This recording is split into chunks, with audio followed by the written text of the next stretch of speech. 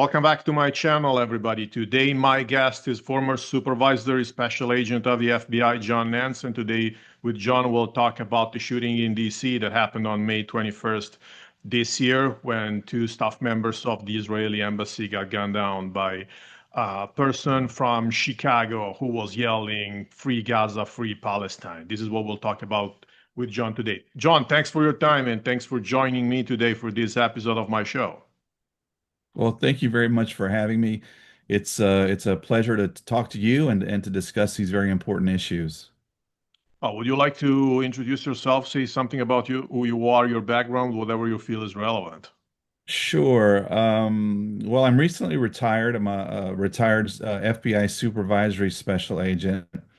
So that was 20 years of my professional life. Prior to that, I was a local deputy sheriff. So I did local law enforcement here in the United States for about 6 years prior to my FBI career. So I started out in my bureau career as a counterintelligence agent and then did some surveillance work. I also did some dignitary protection work for about 3.5 years when I was assigned to the Attorney General's protection detail.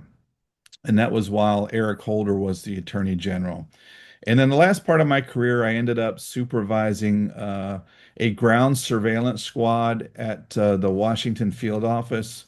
And then the last 3 years I spent supervising the aviation component of the Washington field office's surveillance capabilities. So what I do recently, or what I've been doing more recently, is I'm a town hall columnist. I also am a commentator on Newsmax and have done some stuff with Fox News Digital as well, and some other publications. Well, today we're talking about a shooting that happened in DC 2 months ago. We have this guy, Elias Rodriguez from Chicago, who got to DC specifically to gun down two staff members of the Israeli embassy. He didn't know them. He waited for anybody who was coming out of the embassy, which is close to the museum, the Jewish museum, and he started shooting them, and he also kept shooting them after they were on the ground. So is this a hate crime? Is this murder? Is it terrorism? What are your thoughts about this? Mm. Well, I think well definitely hate crime is an easy that's an easy analysis to get to hate crime.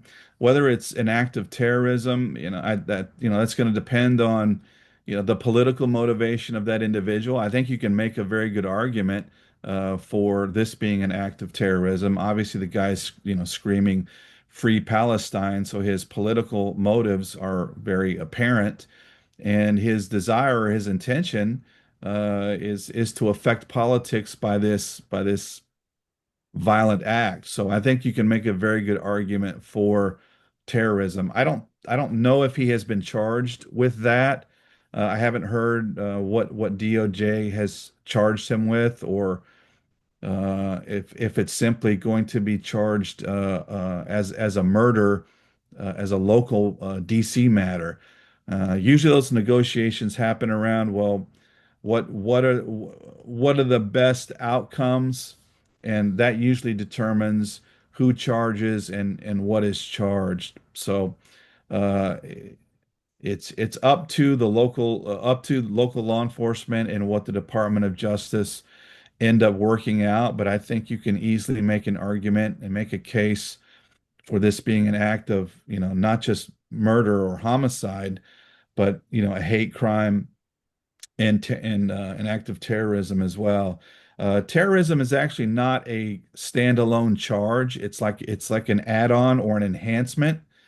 So it again, it depends on what the Department of Justice ends up negotiating with DC, or working with the DC authorities and building what they think is the most effective case. So what we're seeing in this series of attacks against the Jews in the United States, both here and in Colorado, is that the guy doesn't try to escape. So what Mhm. happened here is that he was waiting for the police. He just sat down. He waited for the police, and he turned himself to the police. What does this say in terms of his psychological profile? Because to be honest with you, when I woke up, I heard the news on TV, and I was expecting the journalist to say we have a manhunt going on, but that was not the case. So what does this say? What does this tell us about this kind of attacks? Well, obviously, this guy was, mentally disturbed, ideologically motivated, clearly. I think many times when you have people that are motivated by ideology, I think they have made peace, so to speak, with the fact that they're either likely going to be killed during the act or they're eventually going to be caught. So him just kind of giving himself up, that puts him, in his own headspace. Maybe that puts him in the martyr kind of a category. He commits this act of what he perceives to be morally righteous and justified because of the propaganda that he's been fed, regarding Palestine, regarding the alleged genocide that's happening over there, propagated by some politicians here in America, Ilhan Omar being one of them, Rashida Tlaib being another. They're two very infamous pro-Palestine, pro-Islamist politicians here in America. So I think there is obviously a nexus between this kind of inflammatory rhetoric and people who are already unstable and radicalized, who use that as a justification to carry out those acts of violence. So I think number one, you have an emotionally disturbed individual who is motivated by a radical ideology. And the fact that he gave himself up, I think, is very much in line with that idea, with that view of himself as a jihadist, so to speak, as someone who is giving their life for the cause. So whether he's killed during the commission of the act or shortly thereafter, or he gives up and is captured by law enforcement, that's all in line with that sort of jihadist profile. And here we have a person who's from Chicago, because usually when we think about terrorists, we think about people from North Africa or Asia or Afghanistan, those places. Uh, of course, this guy is no Tim McVeigh. He's no Unabomber. This is a totally different kind of homegrown attacker. What can you say about this? Well, Chicago is a liberal city. Chicago isn't really known yet for its Islamic population, although Indiana does contain a very large majority or a very large population of people who ascribe to the Islamic faith. So it doesn't surprise me that someone coming from Chicago would have this sort of radical ideology controlling their decision-making process. That doesn't really surprise me.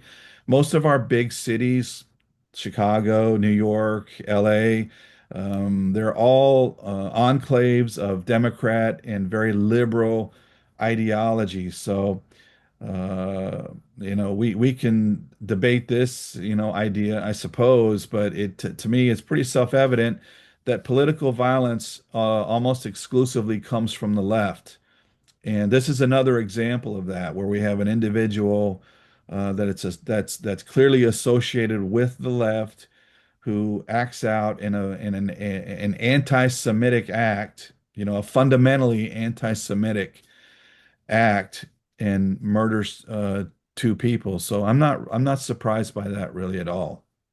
I think we would say far left here, at least if I make a comparison about what goes on in Mm. Italy. I mean, people who are Yeah. most violent, of course, are the extremists. I'm not sure if here anti-Semitism would be more on the far right or on the far left, but I would say that we're talking about the extremists anyway. Am I right or Mhm. wrong? Sure. No, I think you're correct about that. Yeah. Yeah. Any of this stuff is always on the fringe, right? Most folks, if they're right or left, are sort of in the middle in terms of the two ends of that spectrum. And we don't really see a lot of it even on the extremist right, not here in America. We see that more on the far left. So after the attack, the FBI raided his home in Chicago. In such a case, an investigation like this, what is the FBI looking for when they raid somebody's home? Mm. Well, in today's environment, of course, we're always looking for laptops, cell phones. We're looking for uh, access to social media profiles, all that kind of stuff.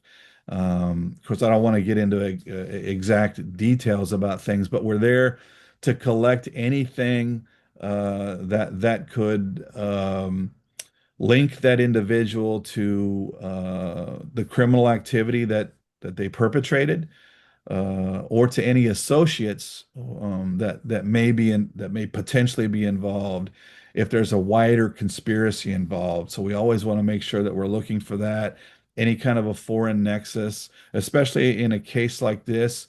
You're going to be looking to see, is there some sort of counterintelligence or counterterrorism foreign nexus to this individual. So those are broadly the things that the FBI is going to be going in to look for. And in this digital age, everybody, it seems, most everybody wants to put their entire life on social media. So in these instances, it makes the job of law enforcement a little bit easier. And these digital footprints, these digital breadcrumbs, the Bureau is very, very good at exploiting.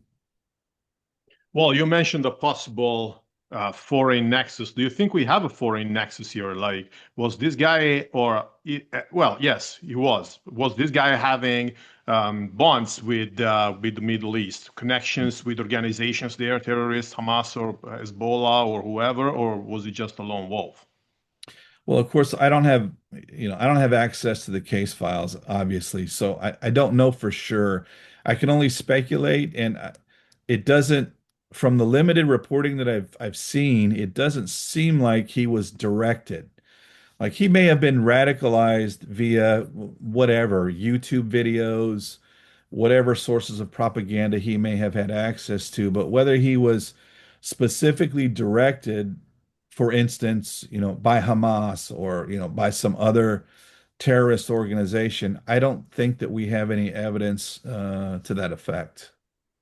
Well, also because the schema changed. We were used to having Al Qaeda, whose Mhm. whose paradigm was come and train with us in Afghanistan, and then it moved to Right, ISIS. That whose idea was we will radicalize you via the internet, and now we also have lone wolves. So the whole right. landscape of terrorism is changing. I don't know if you want to add anything about this or not. Well, I think the lone wolf threat is in America is a much greater threat. I mean, we had under the Biden administration a completely open border, and even Director Wray testified before Congress that he was extremely concerned about the gotaways that were coming across the border, who and some of the known individuals that the FBI knew had some sort of terrorism connection that came across the border. So we have individuals, a number of individuals in our country that we know for a fact that have a direct link to some of these terrorist organizations, but we don't know where they are. So that's a huge concern. They're not technically lone wolf, I guess, since they would, really probably be more on the directed end of that threat vector. But the homegrown sort of threat is a rising problem. The attempted assassination in Butler, Director Patel has stated unequivocally that individual, Crooks, I believe was his last name, had no foreign nexus. So this was an individual who was a disaffected young man who saw and took advantage of an opportunity, an opening in the Secret Service's perimeter, And unfortunately, we know, one individual lost his life, and we nearly had a presidential, we nearly had an assassination of a presidential candidate as a result. So that's another example of this lone wolf sort of problem. The individual in South Florida at Mar-a-Lago, from what I have heard, there are some connections that could be construed as maybe some foreign influence, but I don't know a lot of detail about that. So this lone wolf sort of issue is a rising, and it's very difficult. It's very difficult to defend against because, as the name implies, these are just individuals. They're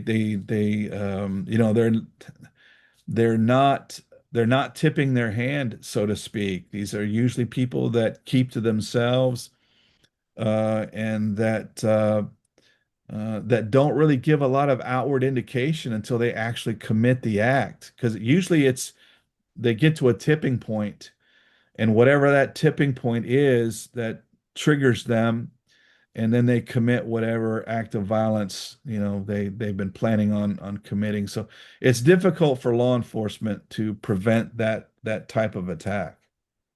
Well, we're also seeing, well, we saw after that the attack, social media reactions in which there were people actually cheering at this person, Right. appreciating what he did. Did you expect a similar reaction? Because this is very similar to what happened in December with Luigi Mangione. Did I expect that reaction? Is that what you're asking? Yeah.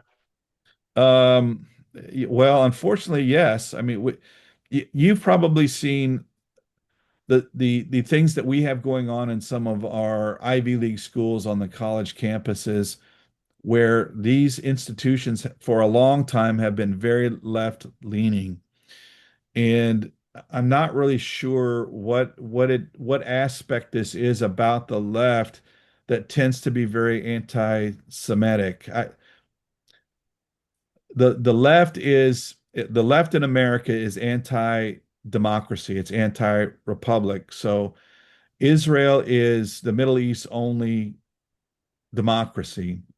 So I can understand from that perspective why there would be animosity toward Israel. And I know that the left views the Israeli government as a puppet of the American government, and the left is constantly working to agitate and destabilize because a democratic republic is not the form of government that they're after. They're after a centralized government, a socialist government. And if you've been following the news here, and we have a mayoral candidate in New York who is a self-avowed communist. So we have these elements in American politics and society. So it didn't surprise me that we had people on social media cheering this guy on. That's a characteristic of the American left, and it is fundamentally anti-democratic. And I think it is becoming a smaller component of American society. It's certainly politics, because that is not a winning position politically in America, as you can see by the huge popularity of the Trump administration and his enormous and historical victory, um, just back in the winter. Well, I also think that in all online conversations, you'll find someone who's stupid and or also who's very aggressive Oh, and for who will sure. make silly comments. Okay, and Yes. it's everywhere. Wherever, Stupidity is rampant on social media.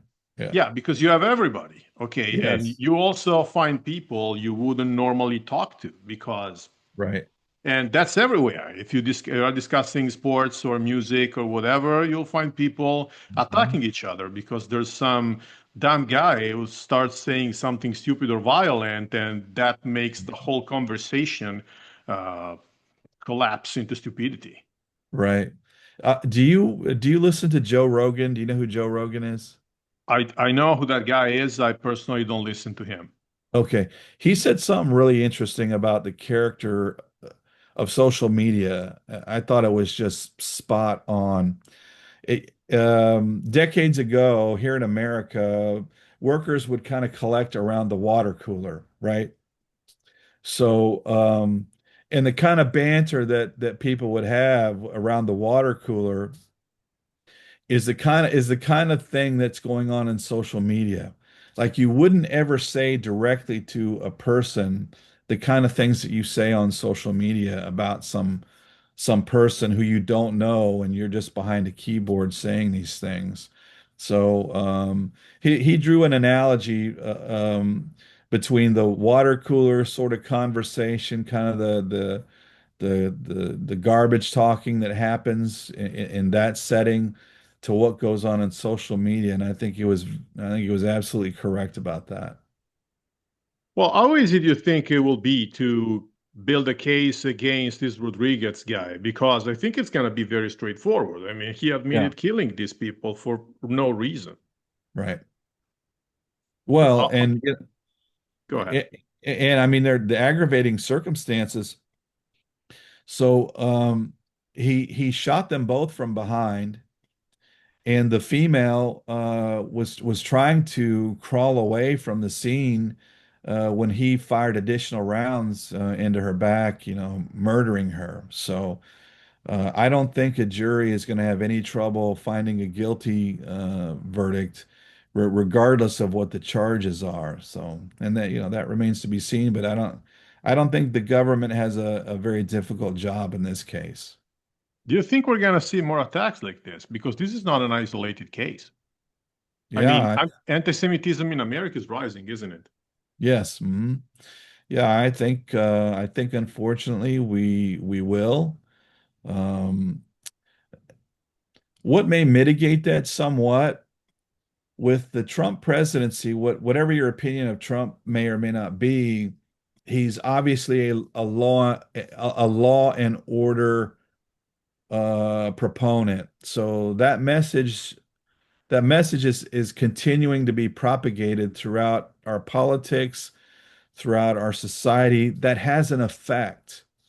So when you have a government that's committed to law and order, as opposed to if you look at cities like New York or Chicago or LA or whatever, you kind of see a microcosm of the defund the police mentality and what that breeds. It breeds lawlessness. It's not rocket science. If you're telling criminals, look, we're not going to prosecute you up until a certain point. Well, guess what they're going to do? They're going to go right up to that point.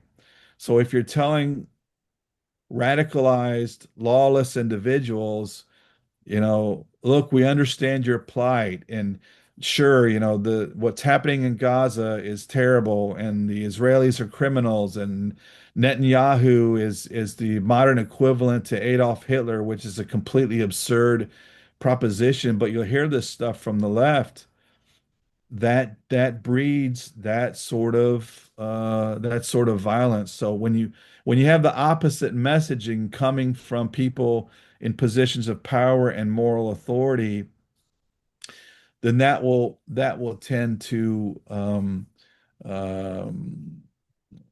retard that impulse. So will we see more? I think yes. Will we see as much as we would under an administration that was making excuses for that?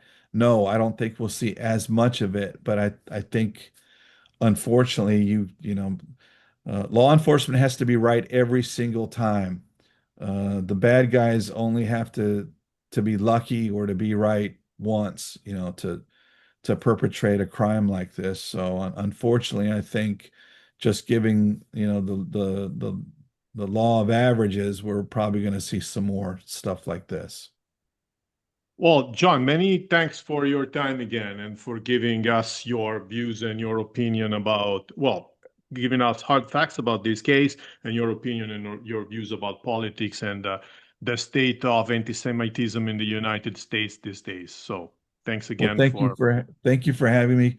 A pleasure speaking with you. and thanks everybody else who watched this video, and I'll see you all in my next episode. Bye-bye.